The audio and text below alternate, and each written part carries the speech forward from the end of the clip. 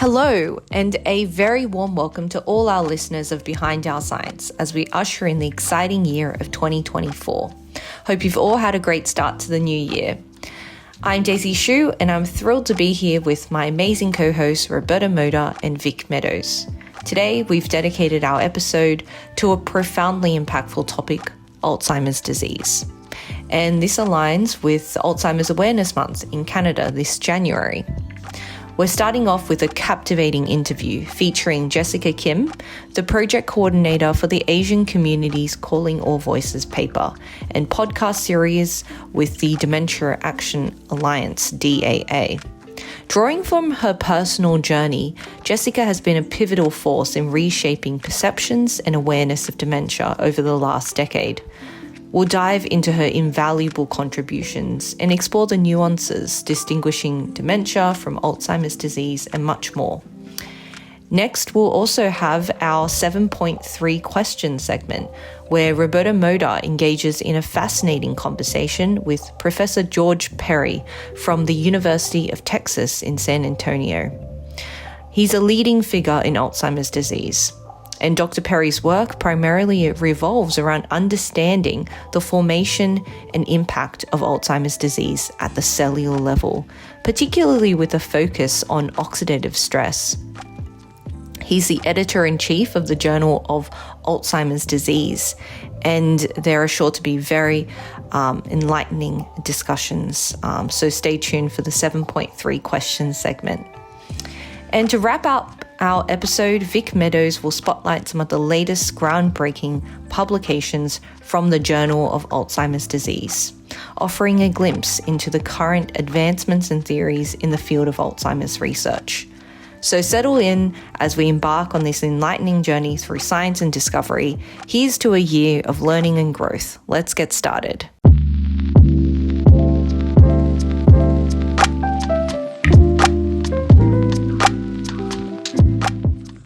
All right, so welcome everyone to Behind Our Science. I'm very excited that this is our first episode for 2024.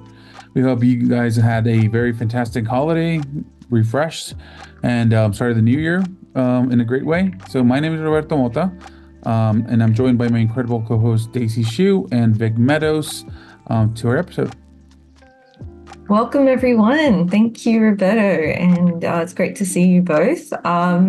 In today's episode, we'll be delving deeply into Alzheimer's disease. It's a condition that affects many people, and yet there's still so much to learn about it, its underlying disease mechanisms, and importantly, how it impacts different ethnicities. January is actually Alzheimer's Awareness Month in Canada, so we're very excited to start off our first episode of 2024 with this Alzheimer's special episode, and we'll be highlighting the impact of Alzheimer's, particularly in the Asian community. And we're honored to have Jessica Kim with us today. She's a passionate consultant and educator within the dementia community, and her dedication to changing the narrative around dementia through diverse roles is nothing short of inspiring. So from shaping educational training to advocating to inclusive living spaces for seniors and people living with Alzheimer's, Jessica is an actual statement of what having commitment for those people that are living with a condition. And that's exactly what we try to do here in Behind Our Science, to give voice to people through our research community. And so with further ado, welcome, Jessica. We're going to start our questions with this, and then we'll go one by one. So we'll give you enough time to go over your responses. So thank you for coming for this episode. Thanks for having me. So Jessica, I'll start with the first question. And Sure. Again, try to be as broad as you can be and give us whatever you have your best answer for it. So Jessica, your project Calling All Voices is making waves in Alzheimer's awareness. Could you share a bit of to our audience of what this project is all about? Sure. Well, Calling All Voices is a series of white papers and podcast series that captures the first-person perspective and experience of individuals living with dementia, as well as their care partners from diverse communities. In particular, communities that have often been marginalized, understood, underserved, and not heard. In particular, Calling All Voices have really focused on understanding the stories from the Black African American community, LGBTQ community, Hispanic, Latinx, and the Asian communities. Calling All Voices is brought to you by Global Council on Alzheimer's Disease and the Dementia Action Alliance. Thanks, Jessie, for sharing that. It's really exciting to be able to promote Calling All Voices. Your journey into this field, I believe, is really personal, and and I'd like you to share a bit about that. What was the catalyst that drew you to this work, and what keeps you inspired? So I would have to say it's my early childhood experience that really shaped my educational and professional career. And it really started when my parents immigrated to Canada. Where we lived at the time, we didn't have a lot of relatives or family close by. And so my parents' friends' families became, well, our family. And one of those family friends was my Grandma Manning. Grandma Manning happened just to be my dad's friend's mother.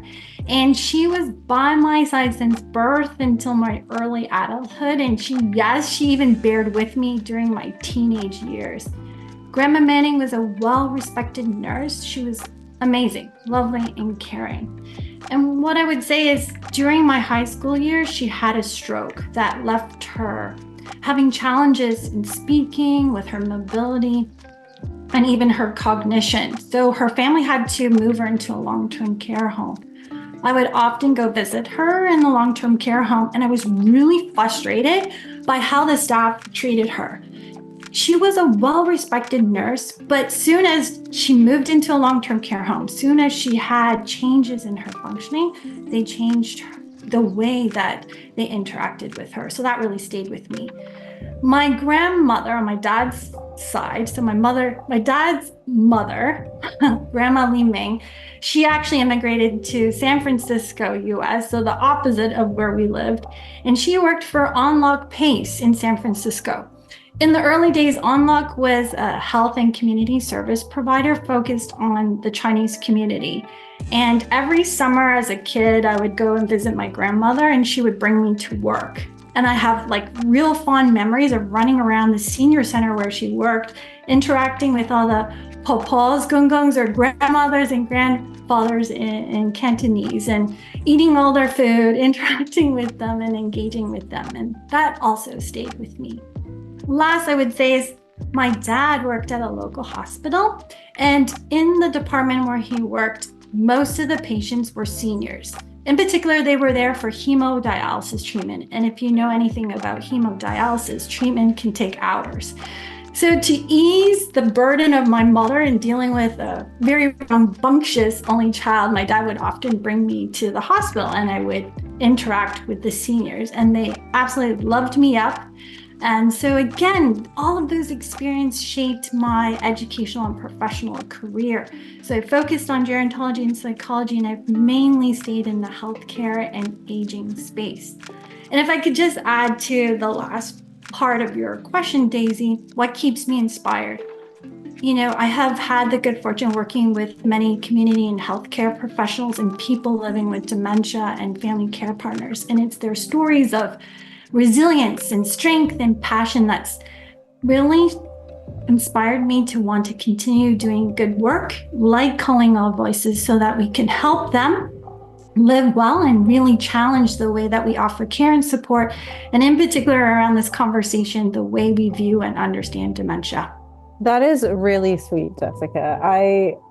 I'm so impressed that you're taking care of this often neglected community. But also something I've encountered when I communicate with my family, especially my elders, it's hard to describe my science. And Alzheimer's is a really complex topic for a lot of people. How do you break down its intricacies whenever you do talk about it to the public? Good point, Vic. I think it's the key piece is to keep it simple. So I want to say this because there's still a lot of confusion in society between Alzheimer's disease and dementia. So just to be clear, dementia is a general term that refers to a group of symptoms. Largely, it involves memory loss, changes in thinking, problem solving, and language that all affects a person's ability to perform daily tasks. Alzheimer's disease is a type of dementia and one of the most common causes for dementia. So it's a disease that is part of the umbrella that we associate with dementia. And I would say that in the dementia world, 60 to 80% of all diagnoses are Alzheimer's disease. So that's why sometimes we confuse Alzheimer's disease and dementia, and we often tend to refer to Alzheimer's disease because it's most common. But just for clarity, Alzheimer's disease is a specific disease. Dementia is a general term. And there are other forms and causes of dementia, including vascular dementia, Lewy body, frontal temporal dementia, to just name a few examples. Does that help? So so let's, I guess, back up to dementia. You said it is this umbrella term that describes many symptoms. So you mentioned keeping it simple. Could you give us an example of how you're able to describe this to the public? Maybe someone that doesn't have like higher education in science? Yeah. So, one of the symptoms is memory loss. So they might forget. So they might have some short-term memory loss, or they might have some long-term memory loss.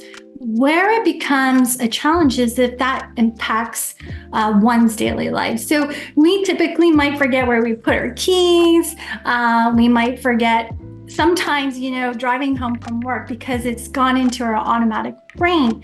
But when it becomes really affecting your daily life, where you can't remember where your keys are, you have no recollection how you got to some place, that is when we would say it's a sign of dementia. Also, changes in language. Maybe it's word finding, mixing up words, misperceiving cues from the environment. Our brain receives so many sensory cues. And if we have dementia, it changes the way that we process those cues and understand the world around us. Thanks, Jessica, for clarifying that. I think a lot of people do tend to kind of confuse dementia with Alzheimer's disease. So this is actually really valuable sort of teasing apart of all those terms. So we're going to switch gears now and go back to the Calling All Voices campaign. Sure. With your role in sort of engaging with the Asian community, that must come with a lot of unique challenges and experiences as it relates to Alzheimer's disease. I'm wondering if you can delve into that and kind of speak about how you've had to do certain things differently to engage in particular with the Asian community, and maybe some of the unique things you've learned along the way. Yeah, Daisy, I can share with you that it hasn't been easy finding people from the Asian community who want to share their experiences or are willing to share their experiences. And when I talk to colleagues in the research and social services field, they share the same thing. I think largely from what I heard in talking to people as part of this project, stigma associated with dementia is still very real. There's a lot of misconceptions and negative views of dementia. And so to raise your hand and even get a diagnosis and access resources is already a challenge. And then couple it with being willing to share your lived experiences with a broader audience, that can be really scary. And in my humble opinion, when you marry that with some of the Asian cultural values and norms, such as the importance of saving face, like not bringing shame to the family or to oneself, and stoicism when faced with crises and challenges, in other words, not wanting to share emotions or not wanting to bother people about their troubles or even ruffling feathers and people in positions of authority, it's really hard to find people willing to speak up and share. So in our work with Calling All Voices, quite frankly, we had to tap into the Dementia Action Network. We had to tap into my network and people who we knew that knew other people, to get people willing to share and be brave enough and comfortable enough to do that. We also took a few measures Like we engaged people on social media who were already speaking about their lived experience or already sharing, dementia advocacy efforts. So those people were the people who we tapped into. But to your point, it hasn't been easy. And I think that's still an area that we need to work on. Hopefully, the listeners of this podcast, if they know any people who have Alzheimer's in the Asian community, can also reach out to you with perhaps we'll provide your contact details as part of this podcast episode so they can contact you. Absolutely. And they can also look up Dementia Action Alliance website and the Calling All Voices project. And there's some information there and contact information too. That's great. Thanks, Jessica. As well as like identifying, and I'm going to segue on what Daisy was saying, like the acknowledgement of the multicultural differences in between even Asian communities is important, and it's fundamental for biomedical research and work in the healthcare field. So how do you ensure that this is being addressed properly with such a diverse group in the Asian community? Roberto, you hit it on the nail. The Asian community is so diverse. It's not a monolithic. If you look at the Asian, like the continent of Asia, it is so big.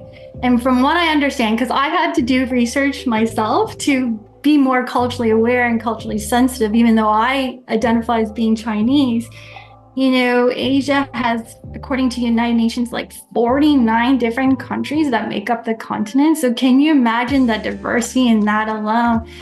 When I think back to, and I looked at some of the immigration patterns in North America, most of the early immigrants to US and Canada were of Chinese descent, Filipino, Indian, but that's just a small sampling of the Asian community. We can't assume, I really want to emphasize, people can't assume all of the Asian community is the same. We can't paint everyone with the same brush. So like I said, I had to educate myself, and I think people who want to work with the Asian community need to be open to learning and being curious and investing the time to learn about all the different Asian groups that make up our population. And also, I just don't assume that even if someone is from the same ethnocultural group, like Daisy and I are both Chinese, of Chinese descent, there are some nuances and differences, even though there might be some similarities. So, I really encourage people to just stay curious, ask questions. In the interviews that I did with participants from Calling All Voices, I also made sure I didn't make assumptions. I asked interviewees, what Asian group or community do you identify or do you feel you belong to? And as part of your experiences living with dementia or supporting your loved one with dementia, what were some of those cultural influences that impacted the way that you understood dementia or how you experienced dementia? I think that was helpful. Yeah, that's really amazing. It is really smart to just never assume something about someone, just in general. So I like that little motto to live by. So in your collecting stories for Calling All Voices, what are some narratives that have profoundly impacted you, and how do they contribute to our understanding of dementia or Alzheimer's specifically? Yeah, so a few stories really stood out to me. One was through the interview I did with a person living with dementia, and he mentioned to me that much of the information that we do have today around dementia is very general in nature. It really talks about, what happens after diagnosis, but what he said was really missing was how we need resources that help them understand what they can do to cope with a daily life after that diagnosis and over time as their journey with dementia progresses. He also mentioned that a lot of information that is available is geared to a very white North American audience. And it doesn't really reflect or cater to the different ethnic or cultural backgrounds that do make up our North American population. So we need more linguistically and culturally relevant information. Many people brought up English as a second language. It was a barrier to accessing help or getting information. I think of a family care partner telling me that they acted as the translator, the go-between between the health professional and their loved ones. So getting an accurate diagnosis or getting access to screening tools that would be understood and appropriate or even help was a challenge. They also talked about like having trouble finding people who are not only culturally sensitive, but were bilingual and who could speak to their loved one, especially when English was a second language. And I'll just say lastly, in all the interviews I did, family played such an integral role in supporting people living with dementia or that they themselves were caring for a loved one. Most of the care and support came from the immediate family. And many of them described the dementia journey was very lonely because it was managed within the family. They weren't always comfortable sharing outside of the family about the diagnosis because of the stigma. And so that was one of the things that really stood out to me as well. Yeah, it's sad to hear that it was a lonely journey for many of the Asian community. And I'm really excited that Calling All Voices is making some really positive changes to bring about these stories and share to the broader community. I'm sure that collaborations are really pivotal in projects like these. I think you've touched on a couple of them, but could you expand on some of the key partnerships that you define to be really instrumental in the success of Calling All Voices? I think that everybody can test in doing research or doing important work, you need partners. And I was so touched when I reached out to so many people in our network and even yourselves who were willing to learn about the project, who are willing to have us speak about this important work. And so we, as I said earlier, relied on our networks and our connections.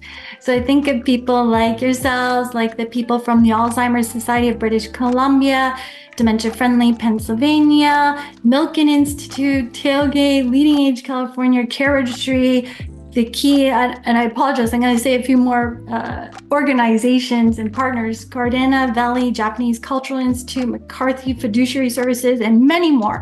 It takes a village to care, and it was through great people like yourself and many people who are willing and who believed in the important work that we were doing that helped us get to where we're at. And we still are not there yet. We still have a bit more work to do. So we're grateful for all of these partnerships and relationships. And now we're going to bring you a special segment, 7.3 Questions with Professor George Perry, interviewed by Dr. Roberto Mota. All right, so thank you, George, for being with us here on the podcast. Dr. George Perry is at UT San Antonio, and he is in the Department of Neurosciences, Developmental and Regenerative Biology Department at UT San Antonio.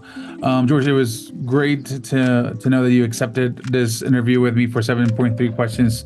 I have to say I've been lucky enough to interview very successful people and people that have a really big impact in their area of focus in this podcast. But I have to say you are on the top 3 of the people that I've interviewed.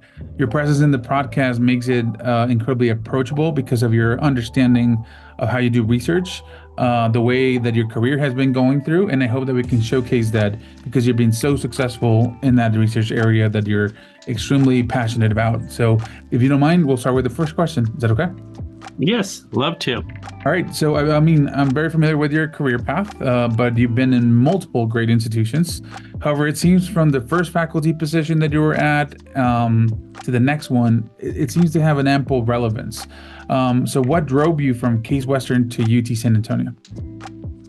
Primary interest was, one, I'm ambitious and I wanted to have a new opportunity. But the other piece is I'm really interested in the Hispanic community. And I thought it was really an opportunity to be able to learn more about how to advance Hispanics. I view myself, although I'm Portuguese American, as being part of the greater Hispanic community. Mm-hmm. Not something shared by most Portuguese Americans, by the way, but I don't care about that. And I thought it was really a way to contribute to the community. So both personal advancement, new opportunities, and the chance to contribute to a community. And that's been very true for coming here. Yeah, UT San Antonio is a great place. I have to say I was interviewed there I had some offers to move to UT San Antonio. It seemed like a great place. Even through COVID, I heard that you guys never shut down. It was still ongoing and people were doing research. And You may be thinking of the Health Science Center, correct? Yeah, We're separate, completely separate. Okay. Although we're only a few miles apart, we run differently. And we did shut down. We went to virtual. Got it. So all of our functions continued, research and teaching, but they were virtual for quite a long time. Okay. All right, so let's go to the second question. So the list of trainees that you have helped develop is very ample. You have a big list of people that have trained with you and have gone to get into like great positions, great new next steps in their career. Is there any area of this where you, by reflecting, you feel most proudful about? You know, I never set out to have a huge number of trainees. What I set out to do is to work with people and help them understand their strengths and minimize their weaknesses, turn their weaknesses into strengths, and to have a focus on discovering the truth, quote unquote truth, scientific truth, which of course is always being changed all the time, but really being careful observers and constantly working to be the best they can be, whether that's in research or teaching or administrative things, to develop themselves, have confidence in themselves and not doubt. Is that an easy task? It's not even an easy task for me. No. So, but I try to instill that in my trainees. So, because I know many people try to maximize the number of trainees. If I had done that, I probably would have had less technicians. And I had technicians that worked with me, well, indirectly. One of them's worked with me for 35 years and the other for 30. Wow. So I could have had that with students. So it's always been a balance of helping me have fruition of my own ideas, but also promoting people. The only way you're able to really get the most out of your trainees for yourself is by helping them advance as much as they can. Then you work as a team. Yeah. No, I think it's a great way of thinking and approaching it. So the next one is something that I aspire to become as successful as you've been in your research career. You are the 56th most cited researcher in the top 100 scientists or neuroscientists. What does that mean to you? I never set out to write the most papers, okay? I just set out to write a lot of papers because I had a lot of ideas and I collected data.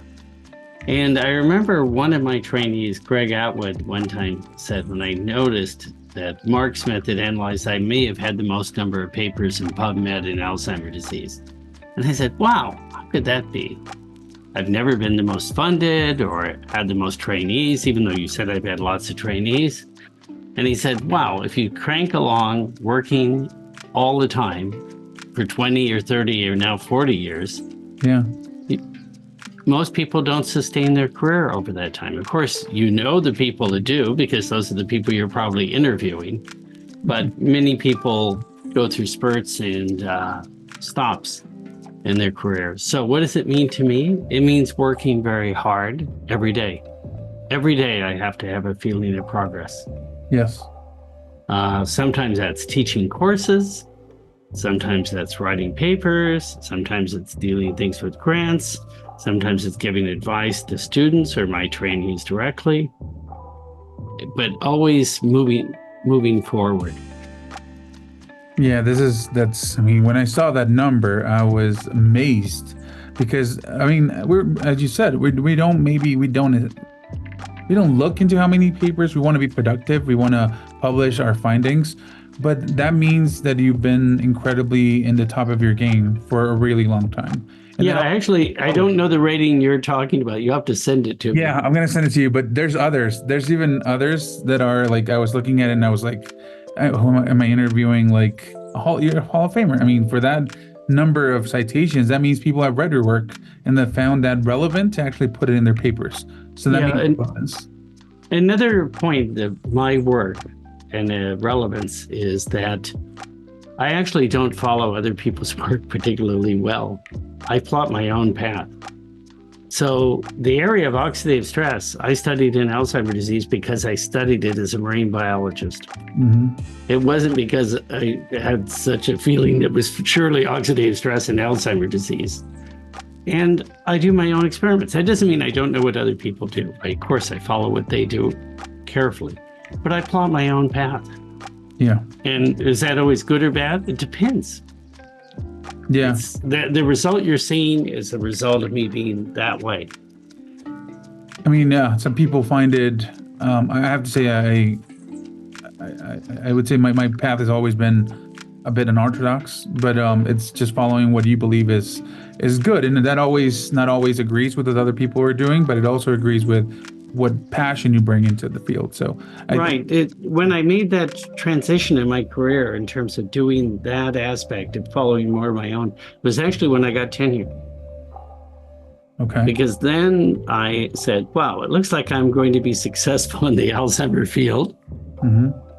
And what could I do that was quite similar to what I had done as a marine biologist, which I enjoyed, but there were such limited career opportunities in it. So I invested 7 years to produce the first paper in oxidative stress and Alzheimer's disease. 7 years working probably quarter time with no funding related to it or anything else. I was doing cytoskeletal work, amyloid work, and oxidative stress. And then eventually I figured out how to get publications in that area, how to be able to blaze a new area. Yeah, no, that's really inspiring. And I guess a lot of the trainees and undergraduates will find that very inspiring to understand. Well, I think there's a tendency to think, and certainly I find it to be the case for a lot of trainees, they think of science as very technical driven, and of course it is technical driven.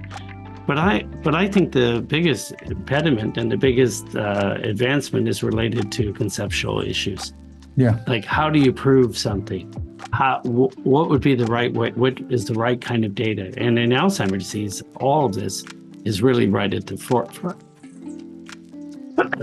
Why we haven't advanced very much in terms of treatment is probably because we haven't really figured out what are the right paths to follow. And I'm including myself in that. Yeah. Okay, I'm not immune to not being able to advance either. Great. So let's talk a little bit about I know the story, but about the Journal of Alzheimer's Disease. So how did that come to be? And the next question is, how proud of you are of it? I'm really proud of it now. I can say at various points I was less proud. I was always interested. I always put a lot of energy into it. But you know what I think people don't appreciate? This is an independent journal. Yeah. No linkage to a society, nothing other than what I can do to promote it myself, okay?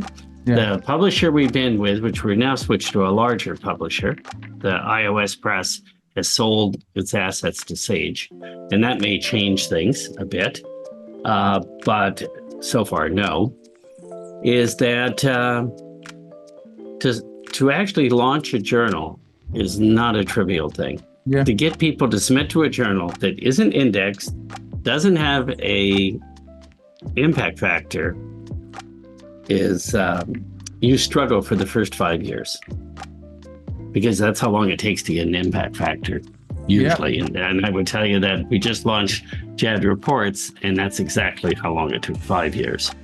You get into PubMed after the second year maybe, and you get in thing. So figuring out ways to fill the journal during those years was a struggle. I'd say, so we started in 98. Indeed, yeah. And probably around the early 2000s, like 5 or 6 years, we managed to do some special issues. Particularly notable in 2006, we did a history of Alzheimer's disease retrospective. And that had a lot of impact. It increased our impact factor transiently at that point, increased our submissions. And was everything smooth all the point? Number one, I used to fight with the publisher a lot. I love the publisher, okay? The one who, iOS Press, he's a wonderful person. But there'll always be this thing. I wanted the journal to really reflect the field, to be part of dominant ideas and part of novel ideas, and to reflect a lot of the world contribution to Alzheimer's disease. Like we've had initiatives for Latin America. We have an initiative for Africa now. Not an easy task to get Africans in Africa, okay? I don't want just Africans, African Americans or Africans having to live in England, although I welcome them. I want to actually help promote Alzheimer's science throughout the world. So as time went on, we started getting more and more articles, and then there was something I came up with, and my close colleague, Mark Smith, who was living at the time, adopted it in a slight different variation, but turned out to be really critical. We started charging for articles. And that isn't unique, but that's unique for non-established journals, okay? Yeah. Especially at the time. So the publisher said, how are you going to get anybody to pay for this? And I said, well, they will. And you know what? They did. And what that did was allowed us to have more resources for the publisher, which means that they had more resources to promote the thing. I could hire one of my assistants in Cleveland, Beth Kumar. Basically, now she works full-time for the journal. And so we had better support than we would have otherwise. So all of it made it more professional. Yeah. And what happened? We got more articles, more and more and more. So right now we're getting about 1,500 articles submitted a year, maybe a little more, and publish around 700 to 800. I then had a cascade journal formed, the ones that may have fallen a little short in initial evaluation. And that's JAD Reports, which is online only, which is just got an impact factor this year and is doing really well ever since. I mean, that's a key element. You're always limited before that. Before then, we were getting maybe 50 articles published. And now I think we'll end out this year probably with way over 100. And probably, I would say we're going at a rate about 200 a year articles to be published, which is our competition, which have in many cases higher impact factors. If you look at their journals, they almost publish no articles. They're publishing like 1/10 what we do, any one of them. Yeah. No. So the metric. The metric is totally different. So I ended up adopting, and this is very contrarian. People have this idea that impact factors, the main thing they should be chasing. I don't chase that. I do use it. I'm really into scientometrics, okay? Both for myself and for the journal. But I don't consider it to be the only metric. For one thing, the journal is the most cited journal in Alzheimer's disease because of the number of articles. But does that mean I'm going to reject an article from Saudi Arabia? I'm just making that, country up. Yeah. Just because I get preference from countries that don't publish a lot in JAD. And the opposite is that they publish a lot. I then judge them more on the basis. Why? Because I want a representation around. Is it an equity issue? No, I really think it's about a development issue to make a difference in the field. And I want to know what's happening in the Middle East. I want to know what's happening in Africa, because I think there's a lot of interesting things that can be done in Africa. Because the ApoE genotype, the malaria, the research I've done that suggests the ApoE genotype, the E4 is really protective against a lot of parasitic issues. So that's another driver of me.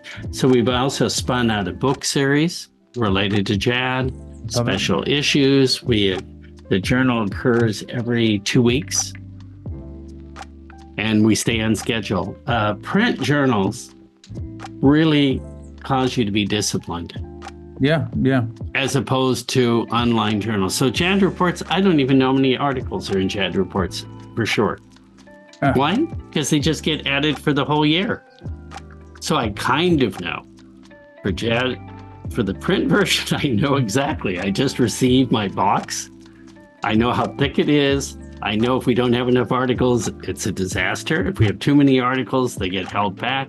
So I have to work very closely with the management of the managing editor and the publisher. So I feel like we make a major contribution to the field in terms of open dissemination of ideas. The other journals do different things. They do, I'm involved in some of them, some of their operations, and they feel most of them are publishing orthodoxy though. Mm-hmm. Yeah, I'm familiar with the field. I'm very familiar with the field. I was very fortunate to be at UT Southwestern, and so I studied with Joachim Hers. Yes. And they're in the neurodegenerative field. But he's very prominent. Yes, and so I was able to learn about ApoE, lipids, but also about dementia, Alzheimer's disease, and all that. So I'm very familiar with all of these different things. But I think the journal is something that it's truly inspiring. I mean, just to have, the level of success that you've had. We're creating a journal that it's independent, and then it's not failed to do successful throughout the years. And like you said, most cited. That's a groundbreaking thing for us. And I think it's something to showcase. So, which, again, you just said it's incredibly proudful. Yeah, I don't think that most people exactly understand how much of. So if you take over a society journal, its operation is kind of assured. You can make slight variations on it, you can improve it, or you can fall short. But you have the stability of the society supporting it. Yes. JAD is totally dependent, a very different thing. Yeah. And we're constantly having new competition. There's new journals of Alzheimer's disease forming all the time. And some of them are very weak, but some of them have major supporting people on them. And through all of that, we persisted. And major people in the field want to publish in our journal. It's true. And I think, again, I've heard this term about the first one through the door always gets bloody, and people don't understand how bloody that is, because it takes a really long time to create something from nothing, to be able to promote that and then make it your own thing, but also that others see as valuable. So that's what I think.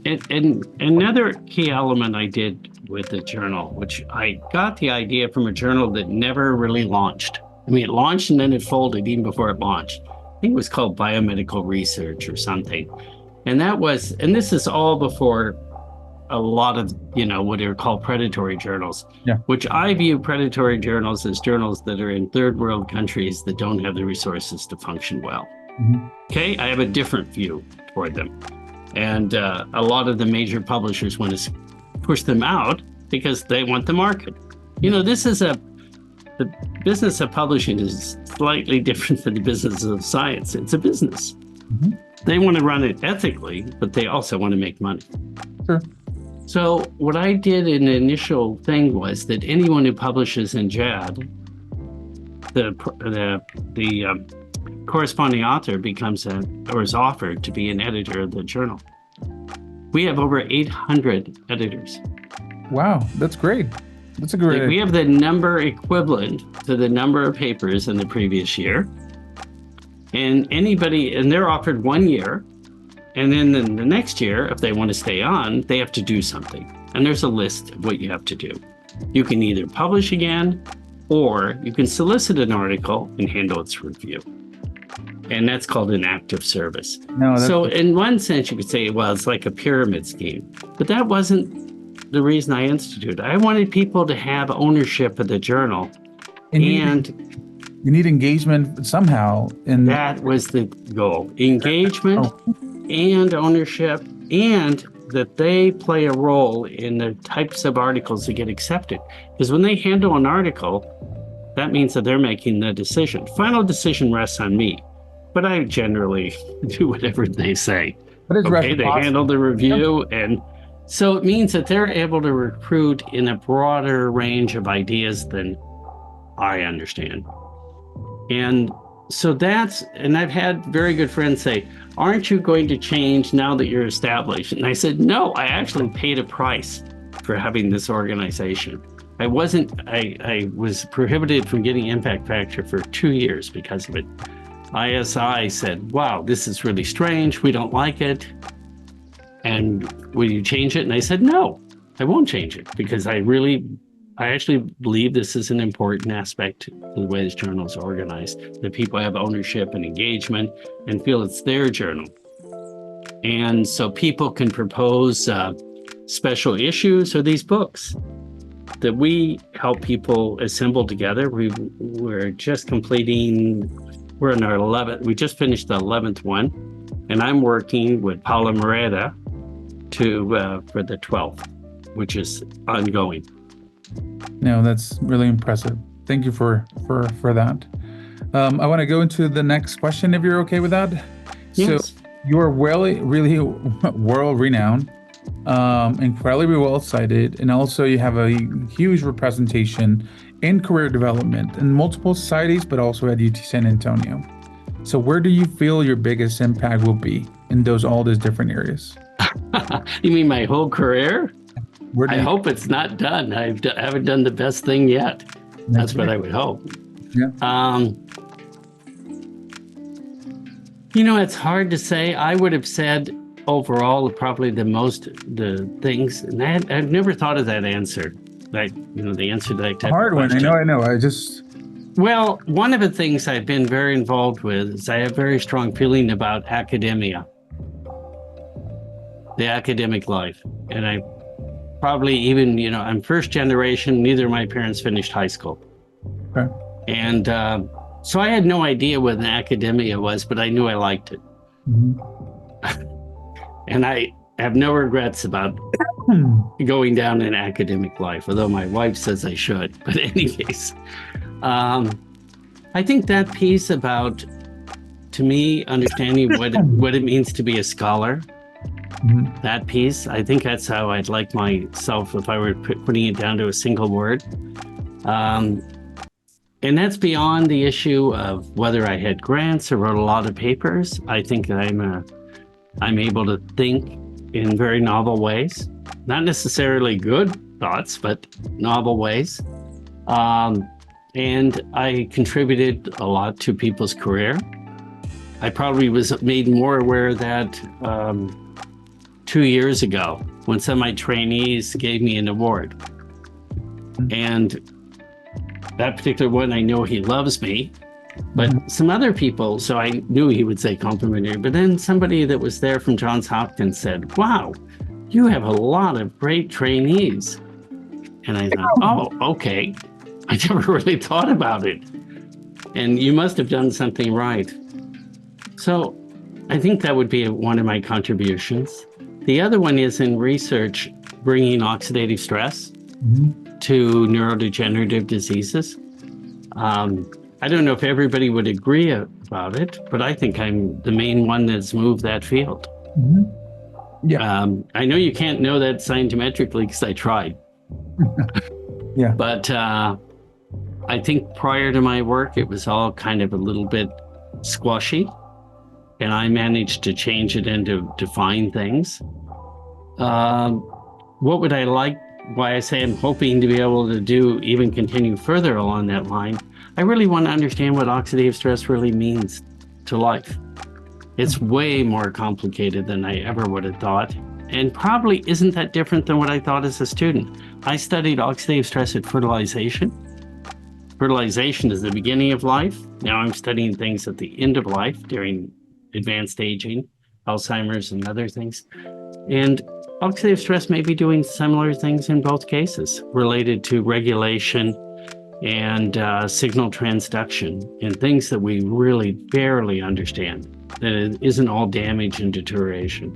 Is there something that motivates you getting up in the morning? Is there something that helps you get up and know that you're going to make a real change in the world? Is there something that drives you?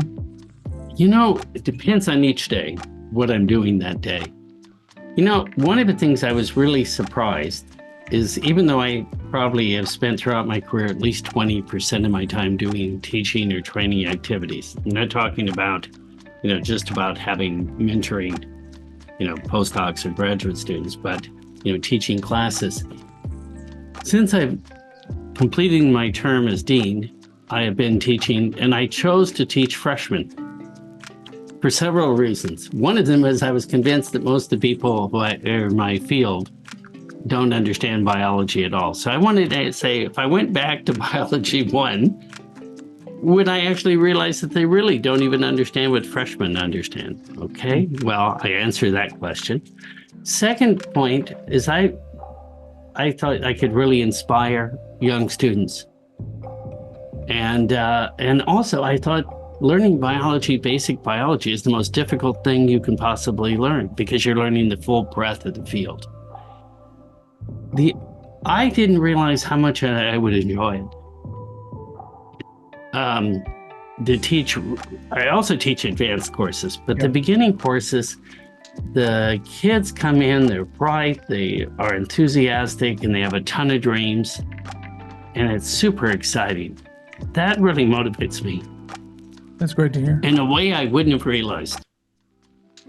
And people that know me, well, some of my technicians, I mentioned that, and they said, yeah, of course you would.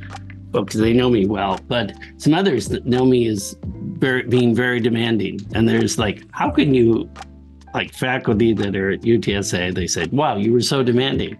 And I said, well, we're in a different relationship. The students are my customers.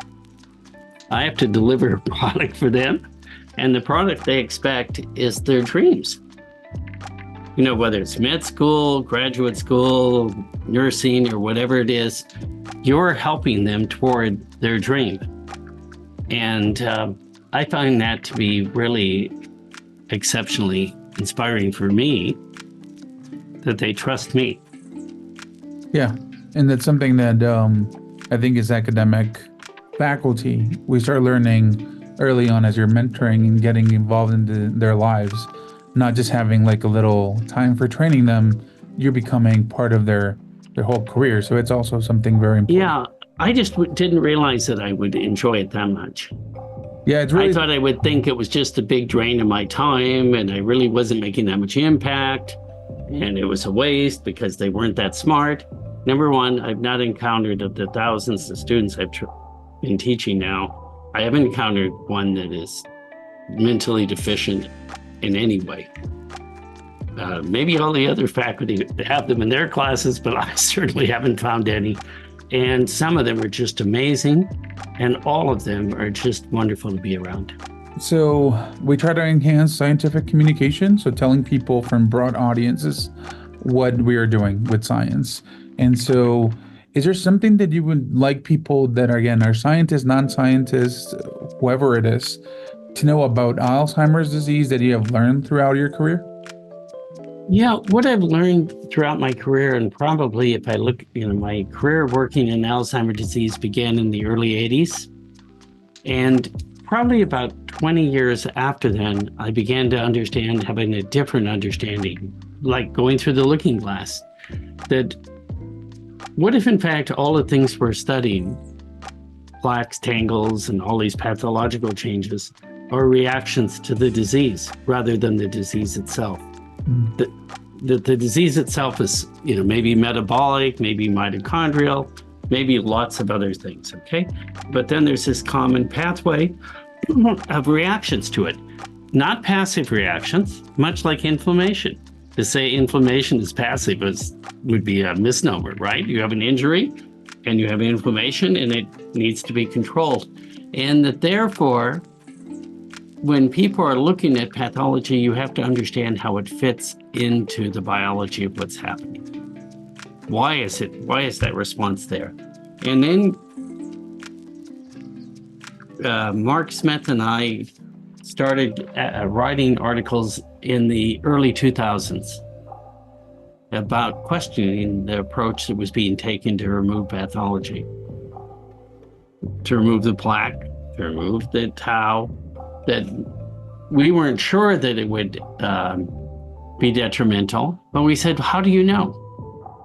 How do you know that those responses are not actually protective responses, much like inflammation is? Maybe they've gone wrong, but none of the people we're talking about them ever came out with that they could be good sometimes and could be bad other times. Another part of this idea is the whole concept of bad and good in biology.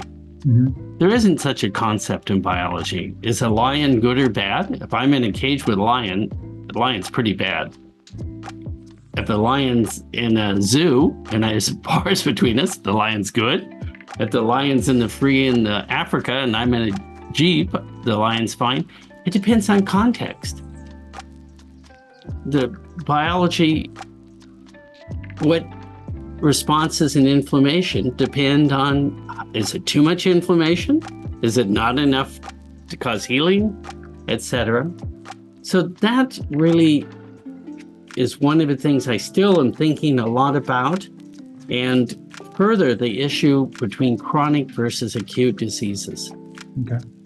That most of medicine is really based on the progress that was made during the late 1800s, early 1900s, with diseases of defect, when you have a genetic defect or injury or infection. These are all kind of externally applied or defective. And those diseases, for the most part, not completely, we have a handle on treating them, antibiotics, other things. Chronic diseases, where Alzheimer's disease is, that most people are going to have mental decrement as they age, and some of them are going to have Alzheimer's, some are going to have heart disease, some are going to have arthritis, all sorts of these. And all of those type of diseases are, to my understanding, non-curable. The only thing you can do is change the course of the disease.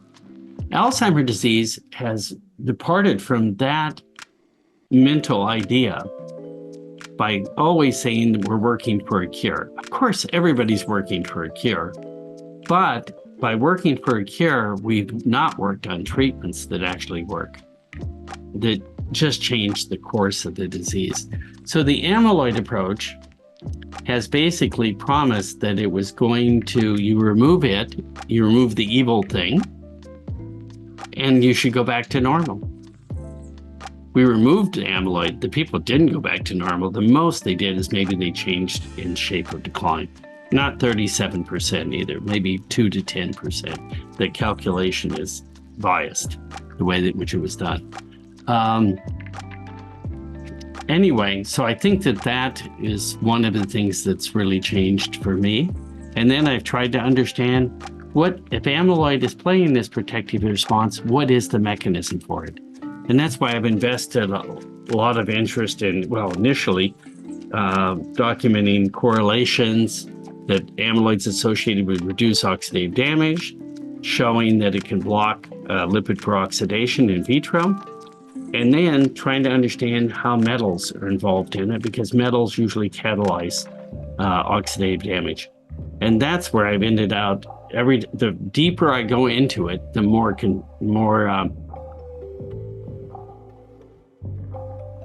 paradigm shifting ideas I find, like finding metallic metals, because there's no mechanism that's ever been described in an animal for doing this. In fact, in the case of iron, no organism is known to do it. Okay. Yeah, no, those are great. So, George, this is our 7 questions. So we have 7.3. So the next 3 are non-scientific related. Oh, okay. So you can give me a little logic behind them. And I'll go with the first one. Cake or pie? It depends which, but I really like Boston cream pie. So you would be more pie. Pie. No, it's a cake. Well, isn't Boston cream pie? Oh, is that pie? Okay. Yeah, then that's pie. That's my favorite. Okay, general. And so pizza with pineapple or no pineapple? No pineapple. All right. Are you really against it? No. I would eat it. Okay. But it doesn't But belong. I probably prefer it. I probably prefer it without pineapple. And you're in San Antonio, so this question might be a little controversial for some people. Does a quesadilla need to have cheese or no? I think so. Okay. Well, in Mexico, I'm not a big Tex-Mex fan, though. I can tell you that. Having a wife from Mexico City is quite different than Tex-Mex. But they have quesadillas. In Mexico City, they have quesadillas without any cheese. So sometimes. Yeah, sometimes. And so it's a big debate here in Mexico. So, George, I really appreciate your time. I appreciate having this conversation with you. We're going to feature the Journal of Alzheimer's Disease at the end of the episode. And one of the most recent articles, we normally highlight articles from this month's Alzheimer's disease. So we'll have those featured at the end of the episode. But I really thank you for your time. Thank you for the opportunity to talk to you and for being a part of the podcast. Thank you. Our article highlights for the month of January are both from the Journal of Alzheimer's Disease. How can smell help researchers understand Alzheimer's disease? Our first article highlight, titled Odor Identification Across Time in Mutation Carriers and Non-Carriers in Autosomal Dominant Alzheimer's Disease, is an effort led by Ova Almqvist to try and determine how Alzheimer's disease genetic mutations may interfere with olfactory function or smell during disease progression. The authors found that mutation carriers showed poorer glial cognitive function with a decline in IQ as disease progressed from asymptomatic to dementia and Alzheimer's disease for mutant carriers. They also found that mutant carriers displayed poorer total odor identification, with 4 of the mutant carriers in the study being anosmic, meaning they had total loss for sense of smell, which prevented total odor identification.